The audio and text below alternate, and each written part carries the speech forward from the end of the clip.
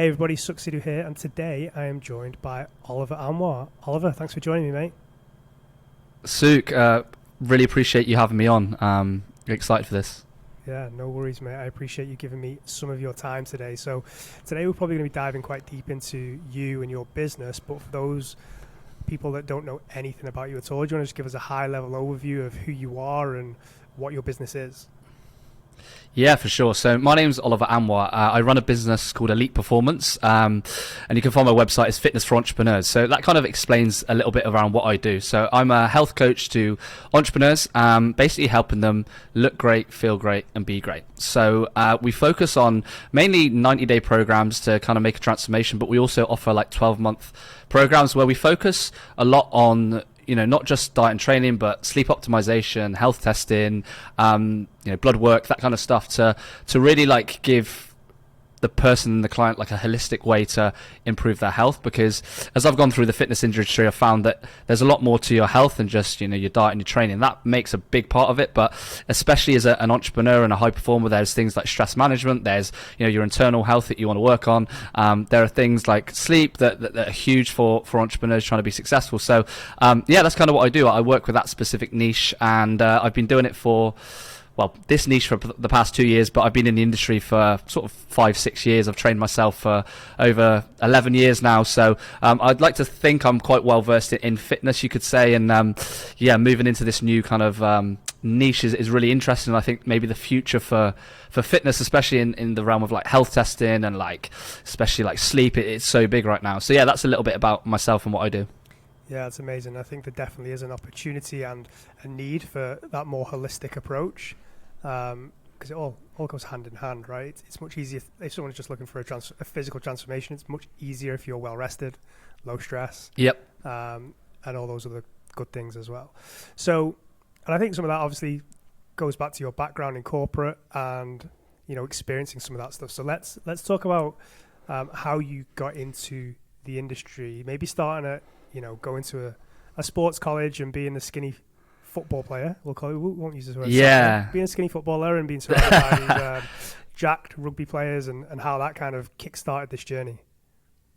Yeah, definitely, man. So I think growing up as a kid, I was very much into sports, and I was a big football player when I was a kid. So I was fortunate enough to play like elite level football in the UK, and from I think it was from sort of 10 years old up until 16, I was kind of traveling around the country playing against the likes of Arsenal, Chelsea as a kid. So I lived and breathed football, man. It was amazing. I got to 16 and found out that I wasn't really good enough to actually make it as a professional. I didn't get the scholarship that I wanted. So at this point, I was a bit heartbroken because everything that I'd done was football.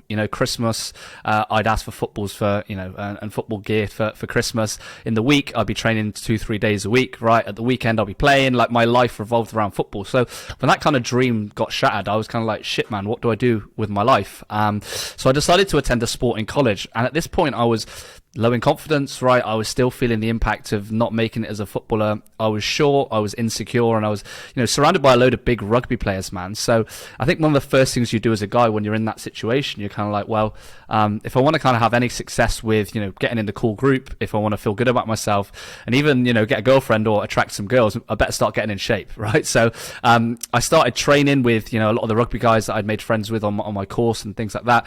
But I made all the mistakes that you can probably think of when it came to your health, crash dieting, the bro style training, just lots of terrible mistakes that caused me to get injured and have a bad relationship with food. And I thought to myself, well, this isn't probably the right way to do it. There must be a better way to do it. So I started, looking and, watching videos for some of the OGs in the industry, like, Matt Ogus, 3DMJ, these guys that put out really good, content about natural bodybuilding. And I started really following these guys, looking at the research that they kind of put out. And I started to actually get much better results and do it sustainably. I got to the point when I was at university where I was in my first year and people were coming up to me saying, hey man, like, you look great. Like, what's going on? Like, how do I get in shape for holiday? So I was getting tons of inbound and, people asking me how to get in shape. So I thought, fuck it. I was at university. I was pretty broke, first year student. And one of my friends, I'll never forget this. We were sat down on his sofa during the first year of summer, and he ran a business online, and he said, hey man, like, you can buy this website, it costs like £1 or like 99p to buy the domain. He's like, why don't you like build this website over summer? I'll help you do it and teach you how to do it. and you can set up a website. So I thought, okay, cool, this is a nice little project for me to work on, and maybe I can make some money out of it. By the end of summer, I'd actually got it to the point where it could take payments. There was like a full website there. It was like all ready to go.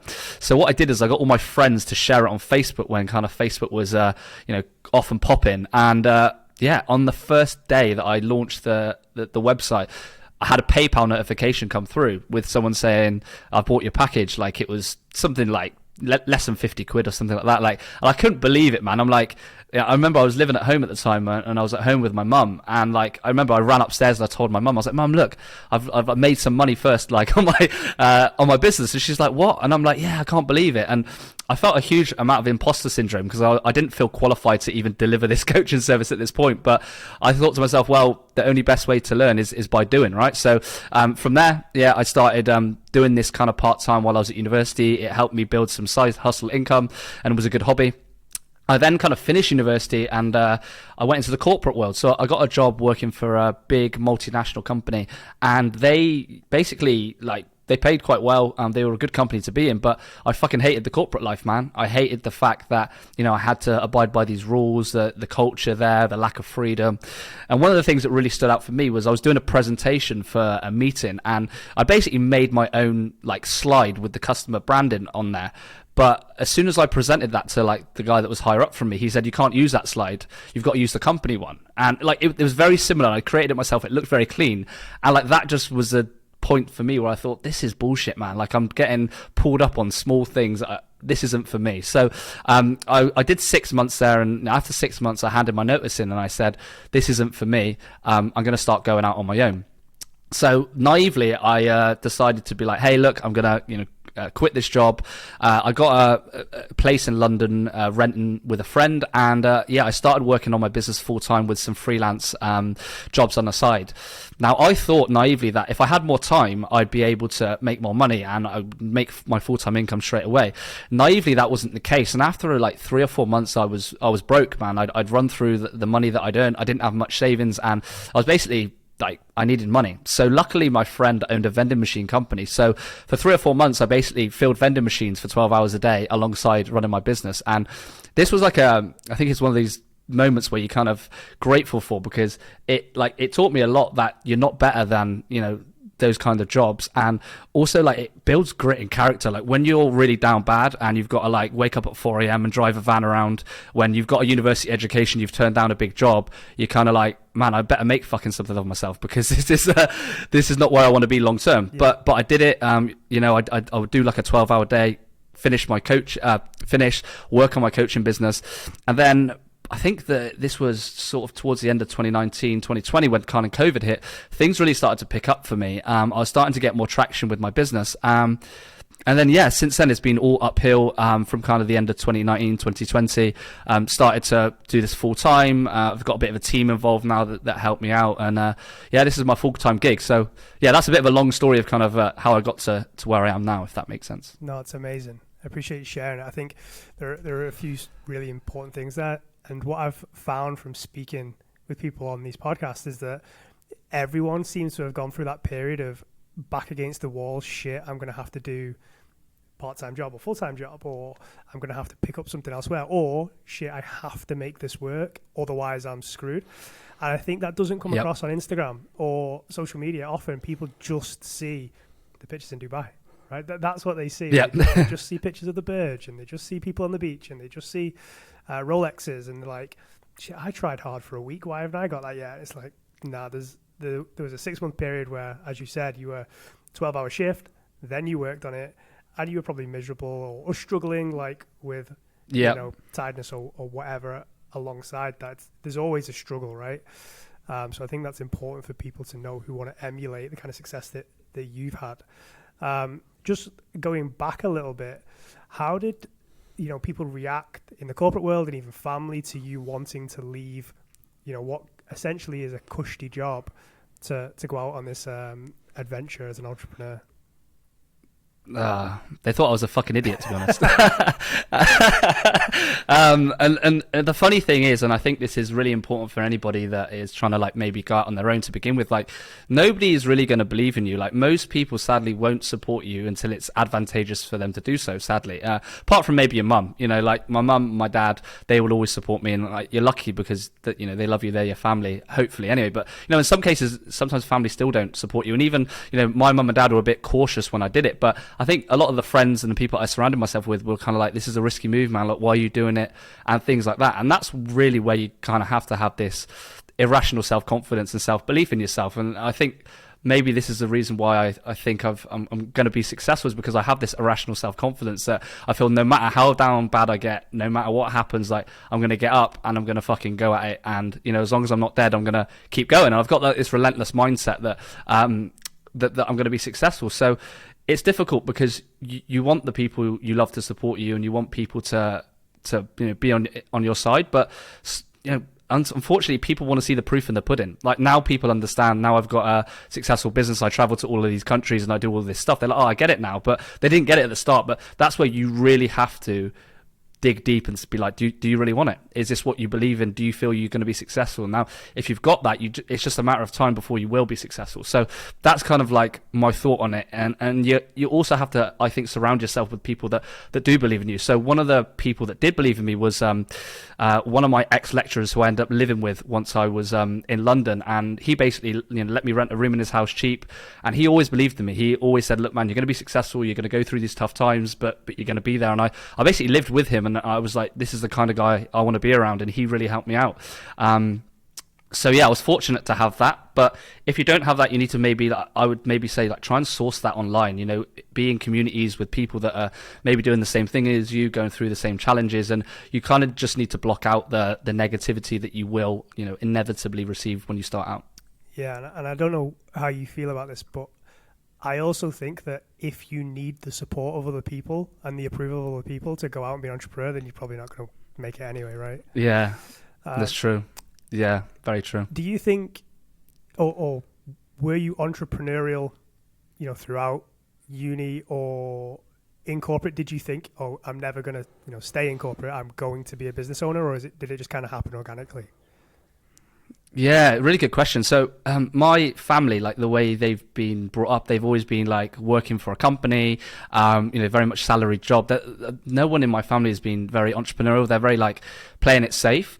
And I don't know what it was, whereas there's something inside me that I always felt that I was different, or that, you know, that I wanted to do something different to my peers and things like that. I don't know really what it was, but I think once I tasted a little bit of earning some money on the side while I was at university, and, you know, everybody else was struggling for money, I thought, well, you know, there's something in this, and I guess that I just fell into it. I don't really know kind of how that happened. Yeah, it's so weird. Like I have no idea why. Some people just are innately entrepreneurial, or like I never considered getting a job. Like, I have no idea why. It was just never going. Like I just didn't consider it as an option. So it'd be interesting to know if that's kind of a born thing, or something that from your surroundings, or that you experience. A bit of both, I think. Yeah, sure. So where is the business today? Just talk about, you know, obviously you mentioned at the beginning what you kind of do, but in terms of who you work with, the size of the business, anything that you're happy to share, and what your day-to-day looks like. Yeah, good question. So we specifically work with entrepreneurs and high performers. So you can put that under the bracket of, you know, people that are working, you know, very stressful jobs, mainly male, you know, anywhere from kind of like 25 to 50. You know, our ideal client is somebody that is, you know, an exec or an entrepreneur that has a wife and kids, that works pretty hard. I mean, Sukh, you'd be a great example of an ideal client, right? Someone running a successful SaaS business, pretty stressed out, wife and kids, like, you know, someone like that.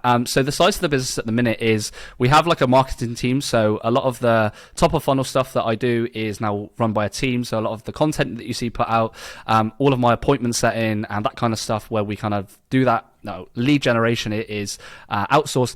The main bulk of the business that I focus on now is I really focus on the acquisition side, and I focus on the fulfillment side alongside another coach that we have working on the team. So it's a bit quite funny because a lot of online businesses I've seen and fitness businesses, as soon as they get a cap at their clients, straight away they outsource their fulfillment to a coach. And, I understand why that happens, and I think that can be successful. But the way that I've tried to look at it is, when you're a business starting out, and I very much still feel that I'm starting out, your customers are your bread and butter of the business, and your fulfillment is what brings people back. It's also how you retain your customers and where you get the best feedback. So I'm fortunate to work with people that are running businesses that do 8 figures. I even have a client that does 9 figures, which is completely crazy. But these guys give me great feedback because they know what it's like to be an entrepreneur starting out.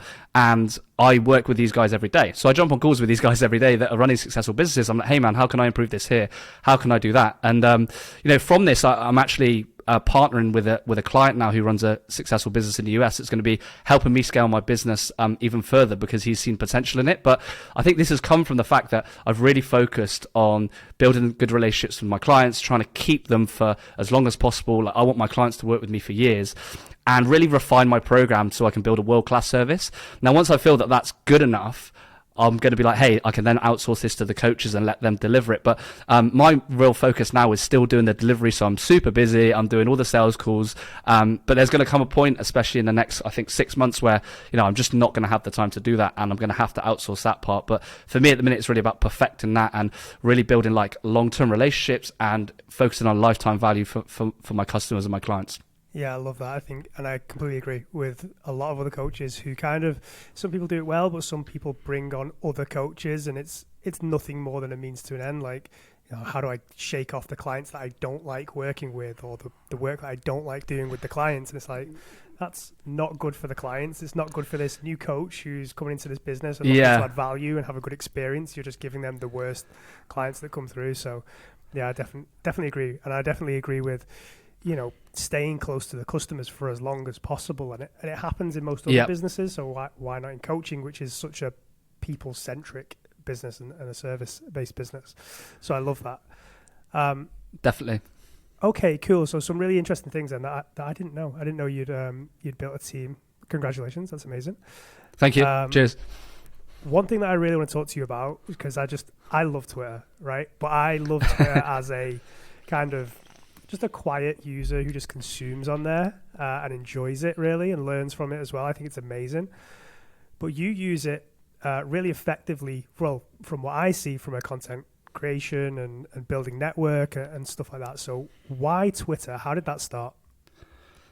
Yeah, really good question, man. So again, it's one of those things that I kind of fell into. So when I started out, I was probably doing a lot of my content and acquisition through Instagram. And I think there's a big difference in a fitness point of view from Twitter to Instagram. And I'll kind of tell you why. So I think a lot of Instagram is low-hanging fruit. Not all of it, but some of it is, right? What do people go on Instagram for? Well, they go on there to see people's lifestyle. They go to see a Lambo, right? They want to see, ass and tits, right? They want to see a controversial Andrew Tate video. They want to be entertained, right? And they want to seek pleasure in going on Instagram. Whereas on Twitter, you do get that. But a lot of the guys that are on Twitter, they're there for crypto news, right? They're there for political debate. They're there for intellectual conversation. And it's all text-based. So you have to be able to kind of think and read and do that instead of just look at a picture of a girl with her tits out, right? So I kind of just fell into this area of Twitter, which is focused primarily on self-improvement. And I saw that there wasn't many fitness guys on there, right? Like there's millions of fitness influencers on Twitter, on Instagram, so there was none on Twitter. So I thought, well, this might be a bit of an opportunity here. So I just started tweeting every day for 3 years, just tweeting, networking, speaking with lots of people. And there's kind of like, it's a bit of a blue ocean because there was no one really else on there helping entrepreneurs. I think I've got the biggest British fitness account on Twitter now. I think there's maybe only 1 or 2 guys that are bigger than me in the space that serve entrepreneurs. So the competition is nowhere nearly as high as what you would see on somewhere like Instagram for fitness and YouTube especially. So I just started putting out loads of helpful fitness content on nutrition, fitness, sleep, and that kind of thing. And now I've kind of built a good network on there, an audience. I have a sense of authority. So I have quite a strong brand that brings in a lot of inbound leads. And, I've got good case studies now.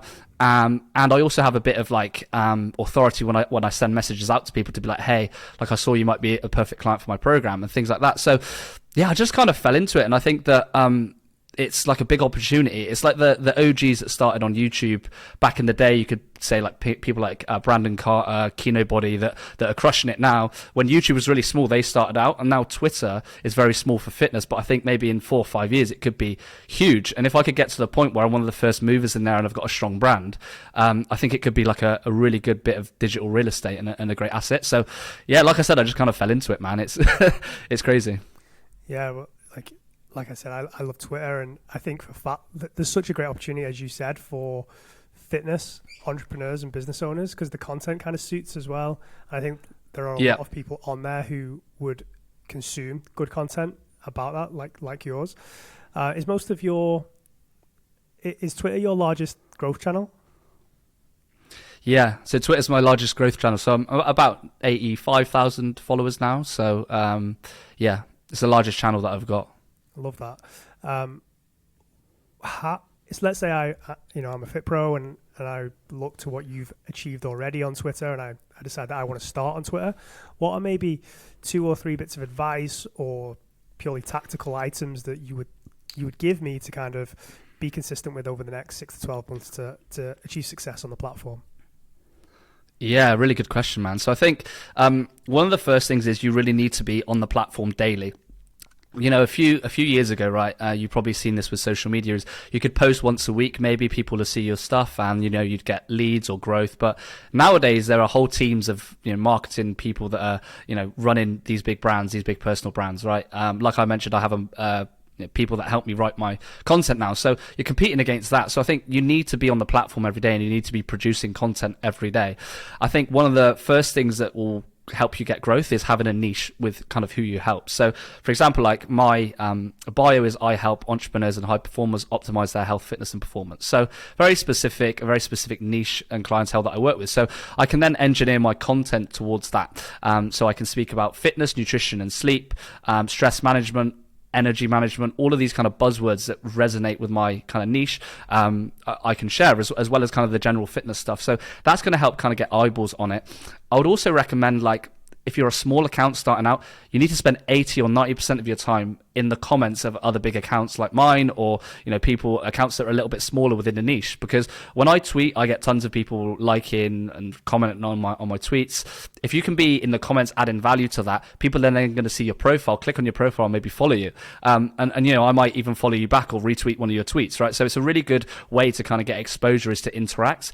I think people make a big mistake when starting out, and this is what I did. I was tweeting 20 times a day, but nobody saw my tweets because I had, like, you know, 50 followers, right? So you want to interact, you will kind of want to get your face there. Then when you put out content, people will start to see you, and once you've got a big enough network, you can then start posting a lot more. So once you've got a bigger account, like I spend probably 80-90% of my time tweeting and posting threads and content and in the DMs, and maybe like 10% of the time replying to other people's tweets, because, you know, I don't need to be seen as much. My tweets will get, you know, traction because of I'm a big account, but you don't get that privilege when you've just started out. So yeah, I think that's really important. The consistency is important, like showing up every single day on the platform. And if you can show a bit of personality as well, I mean, like, that's really what's going to divide you between other people, because I get tons of small accounts replying the same stuff every single day. When someone posts something funny, witty, humorous, straight away you're like, ah, man, this guy kind of gets it. He's funny, he stands out, and like people are more likely to want to follow you. So I think especially when I started out, I would post a few tweets, and you've probably seen these that are slightly, you could say, controversial during these times, but it's done tactically to help with getting engagement, to get eyeballs on my content and things like that. So you have to play the game a little bit as well. But yeah, that would kind of be my advice. Yeah, I love that. That's really helpful. I've heard a few people talk about using engagement forms on Twitter, or being in part of groups who all engage in each other's content, and I've seen it work really badly on other platforms because they kind of flag it. But from what I've seen, it kind of works a little bit better on Twitter. Do you think that is a good thing to do, or just letting that kind of happen organically is better? What's your advice on that? Really good question, man. So I think like when I mentioned there about building up a network, that's really good. So if you can build up a network, you can then exchange tweets with people of a similar audience to grow. So if you have 5,000 followers and you see another person with 5,000 followers, you can be like, hey man, let's swap retweets each day. And with Twitter, like you can do it and not get flagged, which is really good. So again, it's like a relationship game. If you can build the good relationships with people, you can share each other's content and get benefits from other people's content. Like YouTubers, they do collabs with each other for videos. It's very similar with Twitter. You kind of exchange in each other's content to get benefit from their audience. I would also recommend that if you're doing your business is doing well and you're making a profit, reinvest in some of those profits into paid marketing. Now, usually what that would look like for a lot of businesses is, for Instagram, it could be Instagram shout outs, it could be advertising, right? Facebook ads, it could be paid to be featured on a big influencer's page, whatever it may be. But I would actually invest some of that into retweets or paid marketing from a big account. So, I've done that in the past and that's helped me grow. But you do want to be careful that, a 400k account with a shit audience could be, not as valuable as a 50k account with a great audience that you want to resonate with. So for example, let's say you get a non-statue account, right, that has 400,000 followers, but most of their audience are maybe young kids, or a lot of the demographic is from a third world country that doesn't have much disposable income. The value that you're going to get from their retweets is not going to be as valuable as an account that's mainly based in the US that has a following of entrepreneurs and high performers that have a lot of disposable income. Like, there's a discrepancy in the value there. So I think you have to pick the account that you're going to use quite tactically and think of it as a way like, who do I want to get in front of? What are the type of people that I work with? And how is this going to help me grow my business, not just my following, if that makes sense? Yeah, definitely. And then this was a final question on Twitter. Obviously, you mentioned spending a lot of time in the DMs. And I think you mentioned you got a team now helping you with outbound as well from the DMs. Is that right? Yeah, that's right. Yeah. What does that look like? And again, any advice that you would give to people looking to spend time on Twitter and in the DMs?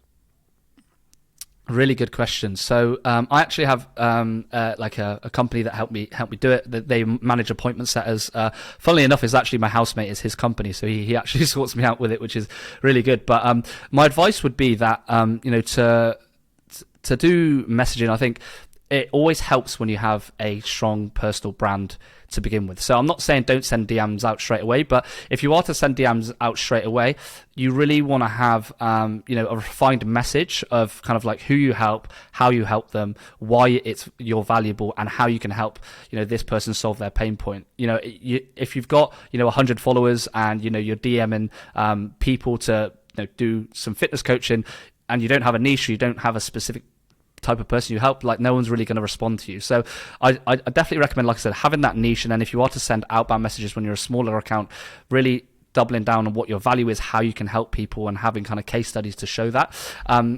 And kind of longer term is building the brand. So once you've built a brand and you have an audience, and I guess you have authority in the space or within your niche, like, it's then much easier to have conversations with people because you already have an existing audience who you can talk to and message and things like that. And then when you send outbound messages, you're going to get much better responses from those people because they've already seen your content, on the platform, or they can see how many followers you have and your case studies and, like I said, the credibility you have. So, yeah, I'd really focus on that, and also just not going in on a direct message. I think this is it. Just going in and be like, hi, like, do you need help with fitness? Something like that. Like, you need to personalize this message a little bit more, and maybe give a little bit of value, like, up front to people, to actually then start a conversation to then get people booked in on a call or get them to look at your program or whatever it may be.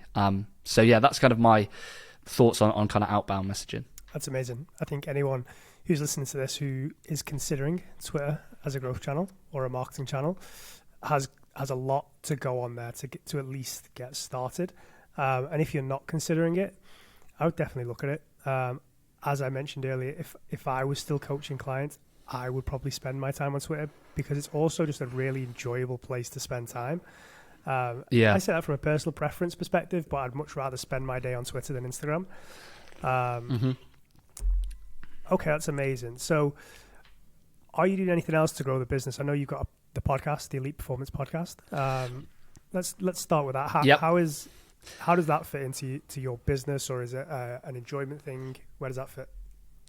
Yeah, really good question, man. So Actually, as of next year, I'm going to be not continuing with the podcast because I'm going to be putting a lot of my effort into YouTube, to be honest, because for me, like my goal is really to like build like a digital asset or, digital audience, right? And podcasts are fantastic. And one of the reasons why I did it initially was to really build relationships. So to get people on, my podcast who are potentially my ideal client to see if they needed help with their health and fitness, as well as kind of share good content of their stories to, my audience who are interested in entrepreneurship, performance and that kind of thing. So I think a podcast is fantastic. I think I've just chosen to go in a different direction because for me, like I want to build a massive top of funnel, a big audience. And I think you can do that much easier through like a YouTube channel. The potential for like sponsorships, collaborations, monetization is probably a lot better with a big YouTube channel. I could be wrong, but that's kind of like my thought behind it. So yeah, I'm kind of going to try and focus on that next year because I think like Twitter, combined with like a very strong YouTube and video content channel that can then be repurposed into shorts, TikToks, Instagram Reels, whatever it may be, could be like quite a good strategy. So that's like where I'm going to mainly focus, I think, 2023 on. Yeah, I love that. The reality is most Instagram, TikTok and LinkedIn content is just Twitter and YouTube content anyway. So, yeah, exactly. Yeah. So makes my life easier. Yeah, 100%. I think all of my Instagram content is just screenshots of my tweets. For the most part. Easy, man. So yeah, it's a great way to create content and have this bit of a waterfall content distribution tactic. I love it. Yeah. Okay, cool.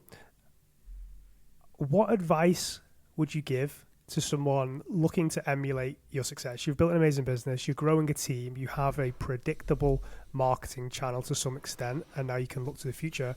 If I'm looking at you today and I'm maybe just getting started out, I've done 6 months in the industry or 6 months of working with clients online, what advice would you give to me? Definitely, man. So I think number one is have a really good niche of people that you help. So for me, it's like entrepreneurs and high performers. It could be mums who are busy. It could be dads over 40. It could be single guys in their 20s wanting to get ripped for Ibiza. Whatever it may be, decide on that, because that's then going to be reverse engineer how you do everything. So it's going to reverse engineer how you market yourself, the content you're going to put out, the way that you present yourself, right? And also the program that you've got. So for like me, I now personalize my program based on, like health testing and sleep and taking data and things like that, because entrepreneurs love that shit, right? A lot of entrepreneurs now love that kind of stuff. So like, I'm speaking to their world, so they see that I understand them. So that's a really good way to try and like, get started, is have that niche and get an understanding of who your avatar is and who your customer is and what they need. I would then get some like fantastic case studies, man, like, because at the end of the day, sometimes, the first thing that you do when you go to buy a program, I know I'm like this, I look at their results and I look at the video testimonials. It's the first thing that I look at, right? It's the same as when you go on Amazon. You don't care what the program's saying and all the spiel. You look at how many reviews it's got, right? Yeah. And it's the same, I think, with fitness, especially when you're starting out. If you've not got a huge brand or reputation, if you can get some fantastic case studies from people, maybe working with people for free and things like that, that would be really good. And then I would really pick one platform to go all in on. So I picked Twitter to go all in on. And only now, as I reach nearly 100 followers, am I thinking, okay, I might start YouTube properly. So I think people make the mistake when they start out of trying to be on every single channel and be a jack of all trades, and it burns you out. I've tried doing it. It fucking burned me out. And I got so much more success from devoting tons of time to Twitter and making that my primary like source. You can then use that channel as social proof. So for example, like if I go onto LinkedIn now, like you'll see my bio on LinkedIn, it says like 80,000 followers on Twitter, right? Which is a bit of a shit cunt move, right? But it's a social proof, right? Yeah. It's saying like it works, right? And again, like if you can do that on YouTube, people will see your YouTube videos after you've built a big audience. Like, oh, I've seen Oliver on Twitter before. He's got like 100,000 followers. I might subscribe to his channel, right? So it's kind of like, I think definitely going in on one niche, I would say, one potential offer or one program, and one what did I say? Was it one channel, right? One channel is really useful. With that as well, like, and people might have different opinions on this. I do think that you can charge more money when you work with a niche. So if you can do a higher ticket model of business, I think that can be very good, especially when you're starting out, because if you don't have much of an audience. You know, you can't get hundreds of people, 200, thousands of people through the door every month to play the volume game. That's not really going to work. Whereas what you can do is if you're hyper specific with your niche, your offer, who you help, and you can deliver a fantastic service, you can then charge a bit more of a premium for that, and people will pay you more, which means you make more profit, which you can then reinvest to grow the business. You can then obviously focus very much on your customer and like try and stay with your customers for as long as possible, right? So it's much easier for you to, let's say, I don't know, let's say I've worked with Sukh for a year. It's much easier for me to get Sukh to pay to work with me for another year than it is for me to go out and acquire a new customer, pay for the marketing, get him on the call, try and sell to him, get him to trust me, and then get him to pay me, right? So you want to really look after your initial customers, deliver a great service, charge a premium for it, and then maybe reinvest that money into the business so you can market, so you can scale, so you can grow. Yeah, that's how I would do it, if that makes sense. Yeah, that's amazing advice. Okay, you up for some quick finishing questions? Sure. What do the next few years look like for you as a business owner and the business itself? Oh, cool. So, yeah, as I mentioned, I'm partnering with one of my clients at the minute that's going to help me scale my business to the next level. So I'd say now my business is a very good lifestyle business. I can travel where I want, I can do what I want, but I think I've got really goals to take this to the next level where it's a very much a high performing cash flow business, or potentially where it could diversify and be an enterprise where we could maybe exit and have different products and that kind of stuff. So, you know, I think that the goal of that is to scale, build a team, build digital assets, you know, online. So build a big YouTube channel, a big newsletter, carry on building a big Twitter channel, and kind of see how far that goes. From a personal perspective, I'd love to move abroad. I think Dubai is a great place, again, from a financial point of view, but it's just a great lifestyle, and a lot of the people like yourself, Sukh, that are very successful, and other entrepreneurs there as well, which you know, would work hand in hand with kind of the business that I'm in. So yeah, maybe move abroad, but for the minute, it's really just focused on scaling things up and building the right team and building like you know, big channels online and a big audience, to be honest. Amazing. What's something that you hate about the industry? What's something that I hate? I'll tell you something that I hate is this fucking biohacking stuff, man. Like, this biohacking stuff is, you know, there is utility in it, and don't get me wrong, there is a benefit to it, but there are guys that are 30% body fat that haven't lifted a weight talking about, you know, sunning their balls, blue light blocking glasses, and all of this bullshit. And it's kind of like, well, you're majoring in the minors, man. You need to focus on the sleep, the nutrition and training. But unfortunately, people, they want the quick fix, right? They want they want to buy a red light therapy thing for 600 quid because they think that that's going to help them be optimized, when really you need to stop eating like a pig, you need to go to bed early, and you need to lift some fucking weights, right? But unfortunately, that's not sexy for people. It's not a sexy marketing ploy for people, so they'd rather go with the quick fix. Yeah. So biohacking has utility, man. If you're optimized and you're doing all that stuff and you want to get to the next, you know, 1%, then yeah, do the biohacking, right? It absolutely works. But a lot of the gurus that focus on this now are really just using it as a ploy to make money and to get people in to sell their way, right? And I've always been a advocate of the fundamentals, doing the bread and butter stuff, getting that right before you focus on like the sexy stuff and that extra biohacking stuff. Yeah, I think people love to skip the hard part and yeah, this is what the advanced people do. I'll buy that. You skipped the decade of hard work. What's the biggest mistake you see other coaches making from a business perspective? That's a really good question. I think number one is I do see, and unfortunately this doesn't speak for everyone, but there are coaches that can be lazy, and I mean this in a you know, their own personal standards and like standards that they put out for content. So I think if you want to be a really good online coach, you need to have your own house in order. Like, you need to really ensure that you're in shape yourself, that you look after yourself, because you're a representation of your business. I've always been a big advocate of that, and that you're just working really hard for your clients, and that you don't see them as just a payday, right? I think that's a thing that you see with people, is they have a really high churn rate, right? They get clients in, they get the money off them, they don't deliver a good service, and then the clients leave, and it's kind of like you just see them as a payday. Whereas I've always really cared about my clients. I've always wanted them to get great results. I've always kept close relationships with them. I've always wanted to work with them for a long period of time, because like long-term relationships are great for fulfillment, personally, I think, but it's also good from a business point of view. They're also going to trust you more, refer you more people.